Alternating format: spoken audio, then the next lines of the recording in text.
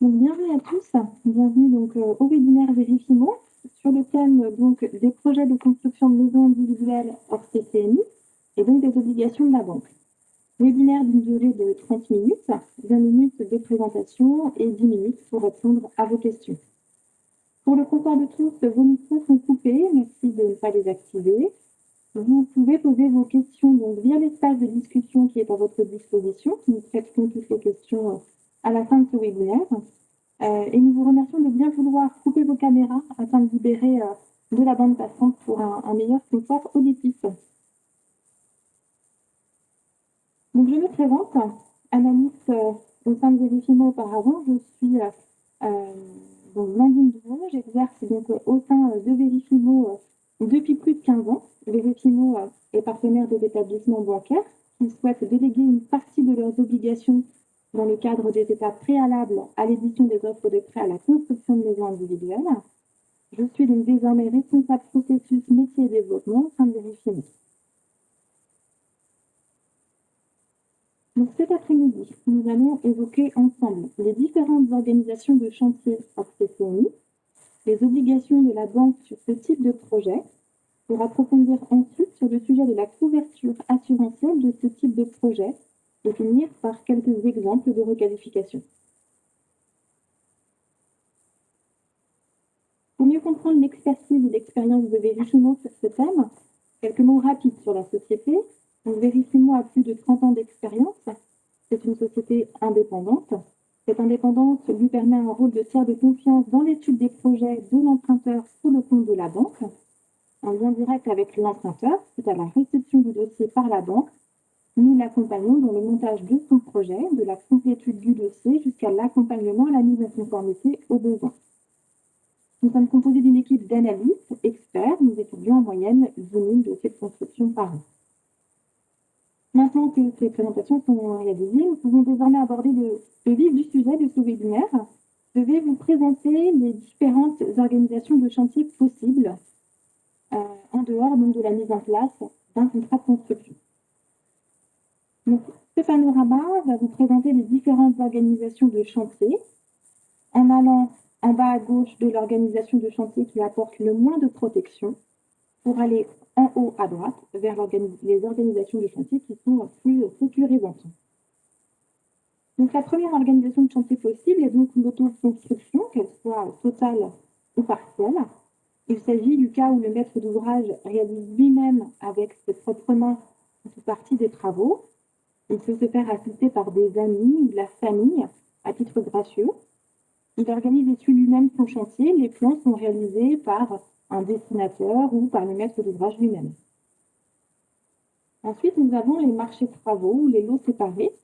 Ici, le maître d'ouvrage organise et suit lui-même son chantier. Il fait les plans lui-même ou il les fait faire par un dessinateur ou architecte à qui il ne confie qu'une mission de plan. Le maître d'ouvrage va lui-même sélectionner les différentes entreprises qu'il souhaite faire intervenir dans son projet. Différentes entreprises vont alors réaliser la mise hors d'eau et hors d'air, ainsi que le second œuvre de la maison. Ensuite, nous pouvons parler des courtiers en travaux. C'est une profession plutôt récente sur le marché de la construction de maisons individuelles. Ici, le maître d'ouvrage va faire appel donc à une personne qui va l'aider à trouver des artisans qualifiés pour son projet. Le courtier doit effectuer des démarches pour rechercher donc les professionnels pour son client. Cette profession n'est pas réglementée, elle peut être exercée sans formation ni diplôme. Il est toujours utile de vérifier qu'un contrat entre cet intermédiaire et le maître d'ouvrage est rédigé. Ce sont en général des profils plus commerciaux que techniciens. Parfois, des responsabilités importantes sont prises avec des contrats peu explicites sur les missions ou les garanties apportées. Ensuite, nous retrouvons donc les contrats de maîtrise d'œuvre et les contrats d'architecte. Donc ici, le maître d'ouvrage fait le choix de se faire donc assister par un professionnel à qui il confie une mission complète, c'est-à-dire qu'il se charge de la réalisation des plans de permis de construire, de la consultation des entreprises, de l'aide ensuite à l'analyse du retour de cette consultation pour aider également le maître d'ouvrage dans le choix des entreprises à retenir. Et enfin, Ce professionnel va également assister le maître d'ouvrage pour le suivi de chantier. La distinction est ici faite sur la crise entre la maîtrise d'œuvre et l'architecte, car l'architecte a un diplôme et est soumis au code de déontologie de l'ordre des architectes, tandis que la profession de maître d'œuvre n'est pas réglementée. Il est important dans tous les cas de lire ces contrats, ainsi que les pièces qui sont annexes, pour détecter les responsabilités des uns et des autres et quels sont les engagements que prennent le maître d'œuvre et l'architecte. Nous retrouvons ensuite, donc en haut de la frise, des contrats plus protecteurs que sont les contrats de construction, donc avec ou sans fourniture de plan, mais également la VFA, la vente en état futur d'achèvement. Dans ces trois types de contrats, des garanties sont mises en place pour assurer au maître d'ouvrage qu'il y aura donc la livraison de son bien au prix et au délai convenu, que ce soit la garantie de livraison pour les CCNI et la garantie financière d'achèvement pour les VFA. Donc nous avons vu ici quelles sont les différentes organisations de chantier possibles. Voyons désormais quelles sont les obligations de la banque sur les projets qui sont présentés donc en dehors d'un contrat de construction.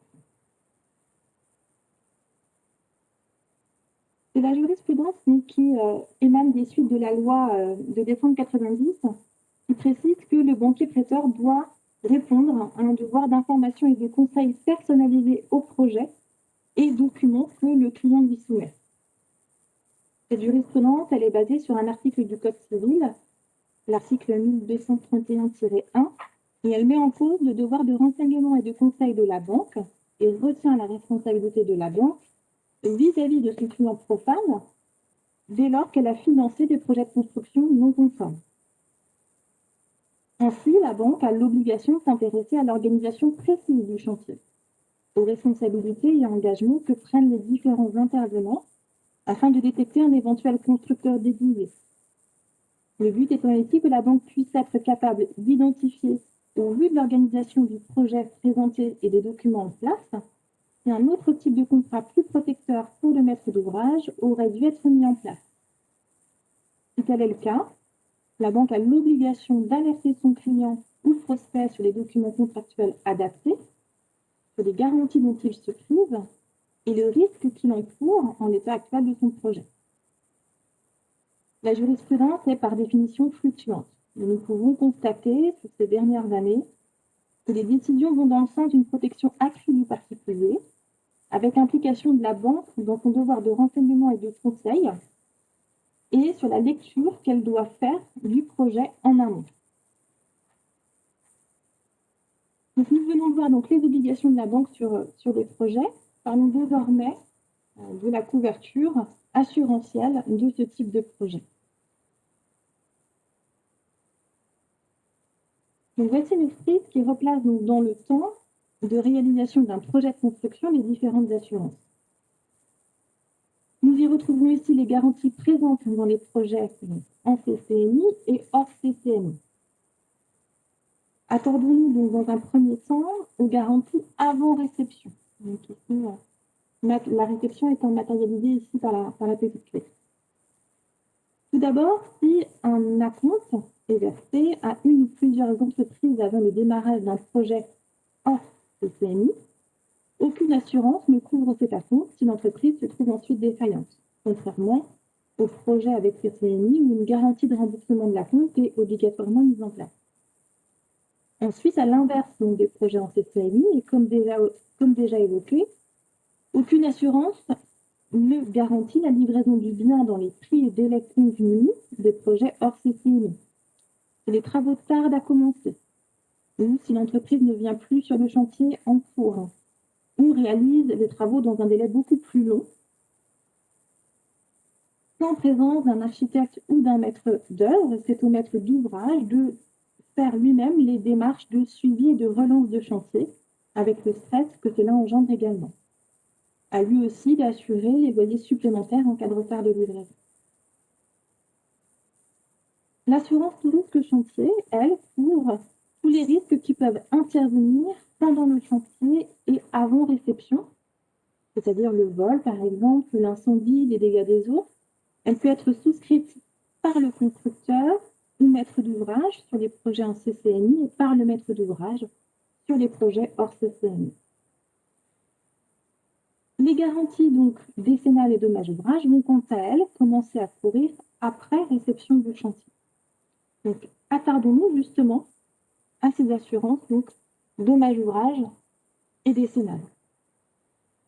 Donc pour rappel, toutes deux couvrent les dommages de nature décennale, c'est-à-dire qui rendent impropre à la destination le bien ou qui remettent en cause sa solidité. L'assurance décennale, elle est souscrite par l'entreprise qui a l'obligation de s'assurer pour les lots qu'elle réalise. Chaque entreprise qui intervient sur un projet est donc ainsi couverte pour les lots réalisés. En cas de sinistre, c'est au maître d'ouvrage de faire les démarches permettant de prouver de qui vient la faute afin d'être indemnisé. Les procédures peuvent être longues. La recherche de responsabilité sera rendue plus difficile quand le nombre d'intervenants est plus important. Les entreprises vont avoir tendance à se décharger sur les autres intervenants. Il faut savoir qu'en moyenne, une procédure peut durer entre 7 à 9 ans avant une indemnisation. Entre-temps, ce qui peut se passer, c'est que le dommage, il reste existant et peut parfois rendre impropre à son usage et destination le bien et augmenter dans le temps. D'où un réel impact pour le maître d'ouvrage qui peut avoir des répercussions financières, être obligé de se reloger, ne pas pouvoir faire face à ces échéances de prêt. L'assurance dommage ouvrage, quant à elle, elle est souscrite par le maître d'ouvrage. C'est à lui de faire donc les démarches auprès d'un assureur pour mettre en place cette garantie sur l'ensemble des lots du projet. Cette assurance, c'est une sorte de préfinancement des dommages de nature décennale. Elle permet de procéder aux réparations faisant l'objet de la garantie décennale sans attendre une décision de justice qui statue sur la responsabilité des intervenants. L'indemnisation de l'assureur se fait sous 90 jours. Charge ensuite à l'assureur dommage ouvrage de faire cette recherche de responsabilité. Autre avantage de l'assurance dommage ouvrage, elle couvre les vices et malfaçons menaçant la solidité de la construction, même s'ils résultent d'un vice de sol, et couvre également les dommages affectant la solidité des éléments d'équipement non dissociables de l'ouvrage, c'est-à-dire dès lors que la dépose ou démontage peut abîmer l'ouvrage. Voilà ce que nous pouvons dire sur la couverture assurantielle des projets hors CCNI. Je vous propose donc quelques exemples de projets qui sont présentés donc hors CCNI. Premier exemple, donc un projet qui est présenté donc en lots séparés. On a donc une première entreprise qui réalise les plans de permis de construire. On a ensuite différents devis. On voit que certains de travaux de hors d'air sont réalisés par une entreprise X. Et on a les travaux de second œuvre et de couverture qui sont faits par une autre entreprise appelée A dans cet exemple. Donc ici, on se rend compte qu'à ce stade, il y a déjà un risque de requalification et une requalification donc, en contrat de construction de maison individuelle avec fourniture de plans, puisqu'on a un même intervenant qui intervient à la fois sur les plans et sur une partie des travaux, qui est donc notre entreprise X. Ensuite, quand on continue donc, sur ce même projet, si on se rend compte que le terrain est vendu par donc, la société donc, Y qui a pour gérant les gérants des entreprises X et A et donc qui interviennent dans les travaux, alors dans ce cas-là, on a un risque de requalification en VFA, en vente en état de structure d'achèvement, puisque du coup, les personnes qui vendent le terrain se chargent également de la construction. Voilà pour ce premier exemple. Second exemple, on a donc une première entreprise qui réalise les plans, une seconde entreprise, on se rend compte du moins à la complétude du dossier que les travaux de la mise hors d'air sont réalisés par les entreprises Y et Z. Mais en fait, il s'avère que ces entreprises ont les mêmes gérants. Donc la même chose, on a une requalification en contrat de construction de maisons individuelles qui s'applique. Donc ces exemples, ils sont volontairement simples, mais les exigences qui découlent de la loi de 90 la difficulté pour souscrire certaines assurances, le coût de ces assurances pour une entreprise et la volonté de conquérir de nouveaux marchés font que certaines entreprises, certains professionnels mettent en place des montages plus opaques qui ne facilitent pas le fait de pouvoir distinguer la responsabilité des uns ou des autres. Nous rencontrons parfois des professionnels rémunérés par le maître d'ouvrage sans mise en place d'un contrat avec des devis d'honoraires très peu explicites sur les missions intellectuelles réalisées ou prestations de services pour des montants assez importants. Parfois, des organisations clés en main sont proposées, mais déguisées sous un autre montage. À l'analyse attentive de certains documents et détails, en croisant certaines informations, les études menées par les analystes vérifiés permettent de l'identifier. Ma présentation sur ce thème est terminée. Vous pouvez poser vos questions sur l'espace de discussion ou via l'adresse mail qui s'affiche à l'écran. Je vais consulter donc vos questions. Si toutefois nous n'avions pas le temps d'apporter réponse à toutes vos questions, ou si vous voulez aller plus loin dans les échanges sur ce sujet, je vous invite à utiliser donc l'adresse mail communication@verifimo.com. Donc je vais prendre le temps de consulter vos questions. Donc, la question est posée de savoir comment faire si donc il n'y a pas de devis dans un dossier, mais uniquement un contrat de maîtrise d'œuvre. Donc dans ce cas, effectivement, pour pouvoir procéder aux obligations de contrôle, il faut exiger que l'organisation de chantier soit présentée à la banque et que les devis soient présents pour pouvoir identifier les responsabilités des uns et des autres et des intervenants au projet. Effectivement, un estimatif, du coup, ne peut pas être suffisant pour répondre à vos obligations sur ce sujet-là. Donc, la question est posée, s'il y a une requalification en CCNI, quel est le risque encouru? Le risque pour la banque, eh bien, c'est que sa responsabilité soit mise en cause si elle n'a pas détecté cette requalification et qu'elle n'a pas donc alerté le maître d'ouvrage, hein, donc son client ou le prospect sur ces sujets-là. Donc il y a un risque de voir la banque mise en cause et le maître d'ouvrage sera en droit de se retourner contre la responsabilité de la banque. Si dans ce cas-là, bien, j'aurais le rôle du garant, il serait sans doute condamné pour manquement à ses obligations de renseignement et de conseil sur ce sujet-là. Donc la question est posée de savoir à quel niveau l'architecte se positionne dans l'échelle de risque. Alors bon, on peut éventuellement revenir sur la frise qu'on a vue tout à l'heure. C'est sûr que l'architecte, donc un professionnel donc diplômé, contraint par le code de déontologie de l'ordre, c'est un professionnel qui a très souvent une assurance, hein, ça vous pouvez aussi le voir et le vérifier sur le site de l'ordre des architectes, il a toujours son assurance en cours. Et l'architecte, effectivement, est un professionnel qui est assuré et envers qui, effectivement, le maître d'ouvrage pourra se retourner également pour défaut de renseignement et de conseil concernant les missions qui sont propres à l'architecte. Donc, effectivement, dans l'échelle de risque, c'est ce qu'on a vu là, c'est que il y a des contrats qui sont beaucoup plus à risque que les projets montés avec un architecte qui a bien une mission complète. Après, il faut bien s'attarder sur quelles sont les missions de l'architecte, les responsabilités qu'il prend, et également vérifier, d'une part, qu'il est bien assuré. Ce qui est intéressant également de vérifier dans les contrats d'architecte, c'est le pourcentage de marge de manœuvre, entre guillemets, que l'emprunteur et l'architecte se sont donnés en cas de dépassement de budget. C'est-à-dire que sur l'enveloppe budgétaire qui est définie, ils définissent ensemble, lors de la signature du contrat, d'un dépassement maximum de X% de cette enveloppe. Donc, c'est intéressant de regarder que ce pourcentage ne soit pas trop élevé pour ne pas mettre à mal le projet de votre client.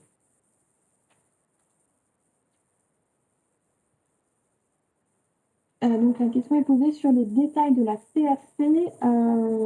Donc la tout risque chantier, en fait, comme je disais, elle commence à l'ouverture du chantier, pardon, pour se terminer à réception des travaux, et cette assurance est soit souscrite par un constructeur, soit souscrite par le maître d'ouvrage lui-même, qui en général peut la souscrire de manière associée lorsqu'il souscrit son assurance dommage ouvrage.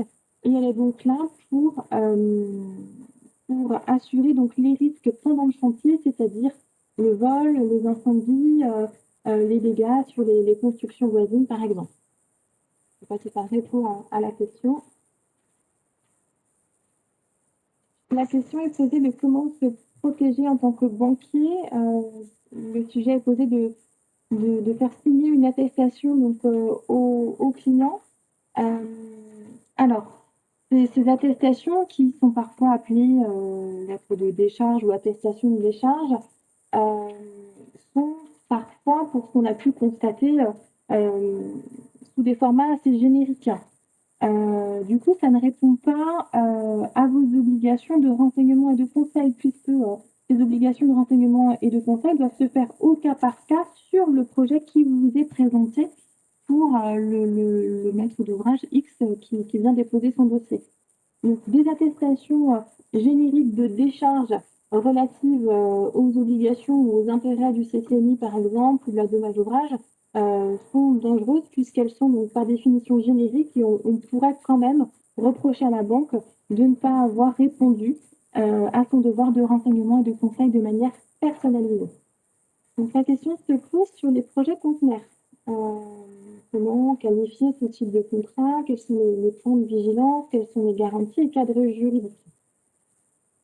Donc ces projets donc, entrent très généralement dans le cas des projets donc, hors CCNI. Donc peu importe les procédés constructifs utilisés, la loi reste la même et vos obligations sont les mêmes.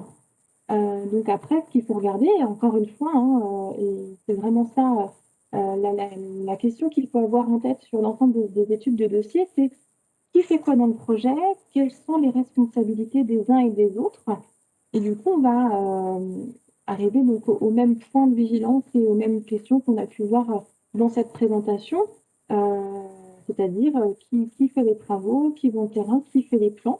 Et puis au niveau de la couverture assurantielle, eh bien, effectivement, il faudra regarder au cas par cas qui réalise, qui pose, qui amène sur le chantier. La question se pose si le fait que l'architecte peut se substituer donc, au maître d'ouvrage dans la recherche de la dommage ouvrage. Donc oui, il peut arriver que le professionnel, que ce soit architecte ou maître d'œuvre, puisse proposer au maître d'ouvrage de rechercher pour son compte ce type d'assurance. Alors c'est surtout vrai avec les architectes, puisque souvent ils peuvent avoir donc un accord avec un assureur pour proposer cette dommage ouvrage et peut-être également accompagner donc, le maître d'ouvrage dans ce montage. Donc oui, ça arrive dans certains cas, surtout en présence d'architecte et parfois en présence d'un maître d'œuvre également. Donc il y a une question qui est posée également sur donc, les contrats de construction. Les contrats de construction étant les plus sécurisés, quelles sont les obligations d'information et devoirs de conseil incompressibles du prêteur auprès de son client? Donc, je veux bien une information complémentaire sur cette question, si la personne veut bien la repréciser. En tout cas, ce que je peux dire déjà, donc sur les contrats de construction de maisons individuelles, vous avez donc des obligations sur ce sujet, donc des obligations de contrôle. Vous avez l'obligation de vérifier l'ensemble des énonciations du contrat de construction et la présence de la garantie de livraison. Ça, effectivement, ce sont vos obligations sur ce sujet-là. Et vous avez également donc, des obligations de vérification des assurances garantie de livraison et dommage ouvrage au moment du premier déblocage de fonds. Maintenant, j'invite effectivement la personne qui a posé cette question, si elle souhaite plus d'informations, à nous contacter, puisque c'est un sujet sur lequel on pourrait également passer beaucoup de temps. Je vais répondre à une dernière question, puisque je vois le temps qui passe. Donc, la question se pose de nouveau sur un projet conteneur. Effectivement, si on a, encore une fois, peu importe le procédé constructif utilisé, si on a un seul intervenant qui réalise l'ensemble des travaux et qui fournit les plans, à ce moment-là, on a un risque de requalification sur ce type de projet. Donc je ne veux pas vous retarder dans le programme de votre après-midi. Je vous remercie donc, d'avoir, suivi ce webinaire. Pour les personnes qui ont encore des questions ou si jamais on n'a pas pu répondre à l'ensemble des questions, donc n'hésitez pas à nous communiquer vos coordonnées ou à préciser sur l'espace de discussion ou via le mail que vous souhaitez être contacté, puis on reprendra contact avec vous. Voilà, donc le prochain webinaire aura lieu donc sur le premier trimestre de 2021. Ce sera l'occasion donc d'évoquer la manière de bien appréhender l'enveloppe budgétaire d'un projet de construction, qu'il soit monté avec ou hors contrat de construction de maison individuelle. Donc merci de connecter quelques minutes, le temps de répondre à une question sur vos attentes justement sur ce webinaire. En tout cas, je vous souhaite une bonne fin de journée à tous et je vous remercie d'avoir suivi ce nouveau webinaire.